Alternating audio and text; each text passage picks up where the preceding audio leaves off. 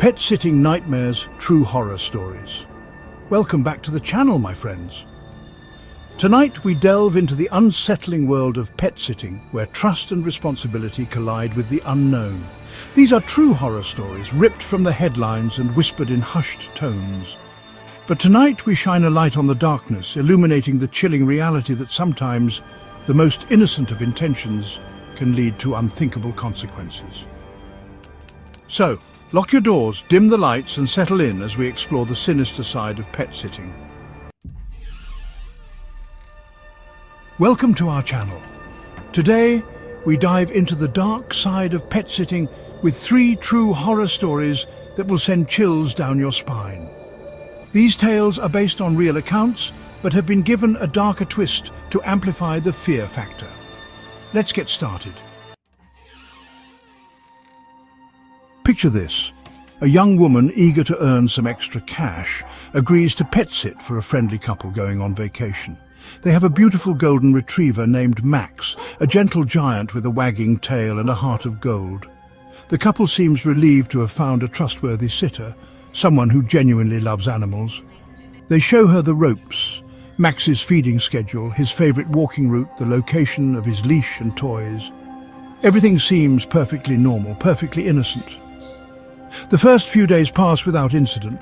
The sitter sends daily updates to the couple, complete with adorable photos of Max lounging in sunbeams and chasing squirrels in the park. She assures them that everything is going smoothly, that Max is happy and healthy under her watch. But behind those reassuring texts and picture-perfect snapshots, a darkness is brewing. A subtle shift in the atmosphere, a creeping sense of unease that clings to the air like cobwebs.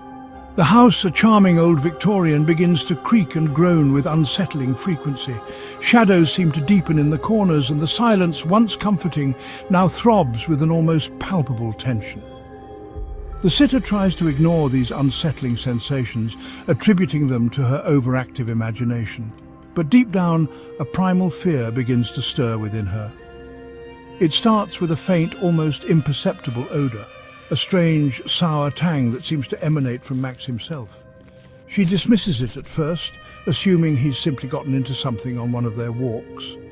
But as the days turn into nights, the smell intensifies, becoming increasingly difficult to ignore. It permeates the entire house, clinging to the furniture, the curtains, even her clothes. Then there are Max's habits, once predictable and endearing, now tinged with something unsettling. His appetite becomes voracious, almost manic.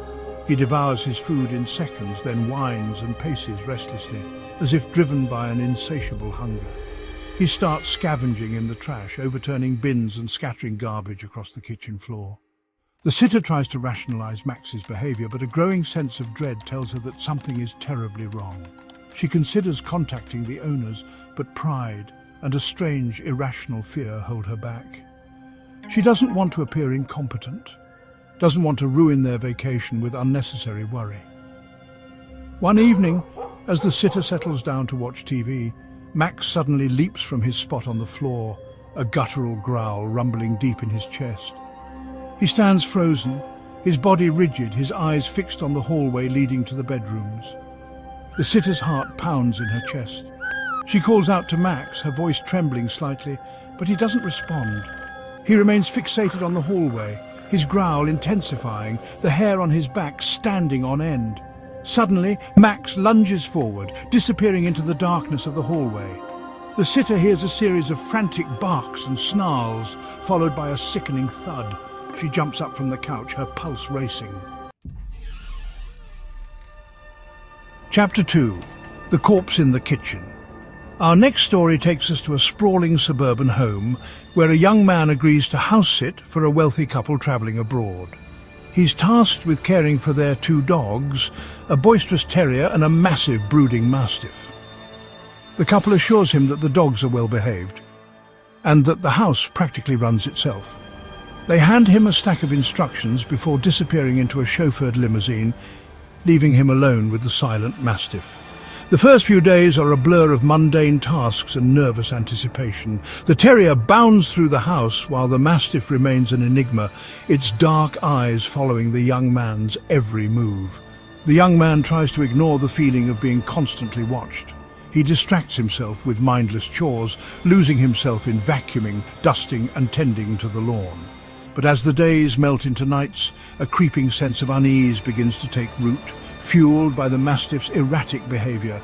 It starts subtly, a reluctance to eat, a loss of interest in its usual routine. The young man tries to tempt the mastiff with treats, but it simply turns its head away. He tries to engage it in play, but the mastiff just watches with a detached indifference. As the days turn into nights, the mastiff's condition worsens. It becomes lethargic, barely able to lift its head. Its breathing grows shallow and laboured, sending chills down the young man's spine. He tries to convince himself it's just a cold, but a primal fear stirs within him. One evening, as the sun dips below the horizon, the young man notices a strange smell wafting through the house. It's a pungent, almost chemical odour, like bleach mixed with something sickly sweet. He wrinkles his nose, trying to place the source of the smell. He follows the scent to the kitchen, his heart pounding. The door is slightly ajar, and as he pushes it open, a wave of nausea washes over him. The mastiff lies sprawled on the cold tiled floor, its body contorted at an unnatural angle. Its eyes are open, staring blankly, and a thick greenish foam oozes from its mouth, staining the tiles. The young man stumbles back, his hand flying to his mouth to stifle a scream. Chapter 3. The Shadow at the Door. Our final tale takes us to a creaky old house perched on a hill overlooking a sleepy town. A young woman, struggling to make ends meet, agrees to pet sit for an elderly couple while they visit their grandchildren. They assure her that the job is simple: feed the dog, water the plants, and enjoy the peace and quiet of their cozy home. Little does she know that the house harbours a darkness that even the setting sun can't penetrate. The first night, the silence is almost unbearable. The old house groans and settles around her, each creak and groan sending shivers down her spine. The elderly dog, a scruffy mutt with cloudy eyes and a heart murmur, sleeps soundly at the foot of the bed, oblivious to the growing sense of unease that hangs heavy in the air. The young woman tries to distract herself with a book, but the words blur together, her mind racing with unsettling possibilities. She checks the locks twice, 3 times, her fingers trembling slightly as she secures each deadbolt and chain. She peeks out the windows, scanning the darkened street below, her heart pounding in her chest.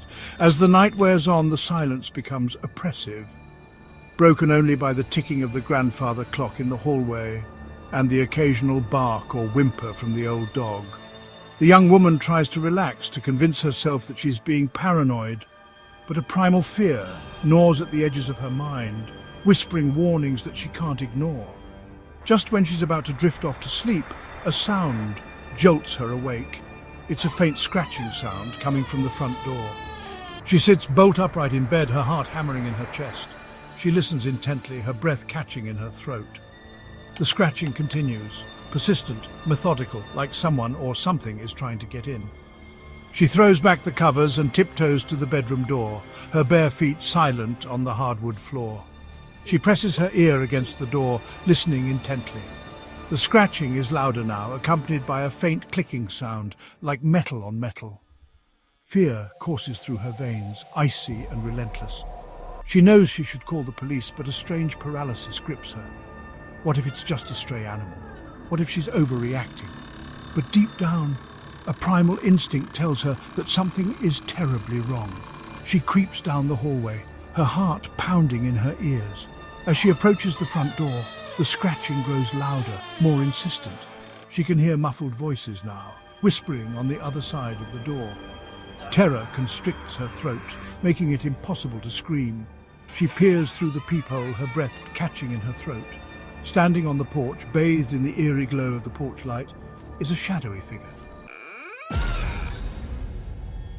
3 tales of pet-sitting gone wrong, each more unsettling than the last. They serve as stark reminders that the trust we place in others, even for something as seemingly simple as caring for a pet, can have devastating consequences. The darkness, as we've seen, can lurk in the most unexpected of places, preying on our fears and exploiting our vulnerabilities. So the next time you hand over your keys and entrust your beloved pet to the care of another, remember these stories. Ask questions, trust your instincts, and never underestimate the power of a watchful eye. For in the world of pet sitting, as in life, the line between trust and terror can be terrifyingly thin. Thank you for joining us tonight, my friends, and be sure to share your own pet-sitting horror stories in the comments below. And as always, sleep well if you can. These tales linger like a cold draft, proof that pet-sitting can unravel into nightmares, whether from negligence, cowardice, or the unseen threats lurking just beyond the door. Got a dark pet-sitting story of your own to share? Leave it in the comments below. Don't forget to like, subscribe, and hit the bell icon for more spine-chilling stories.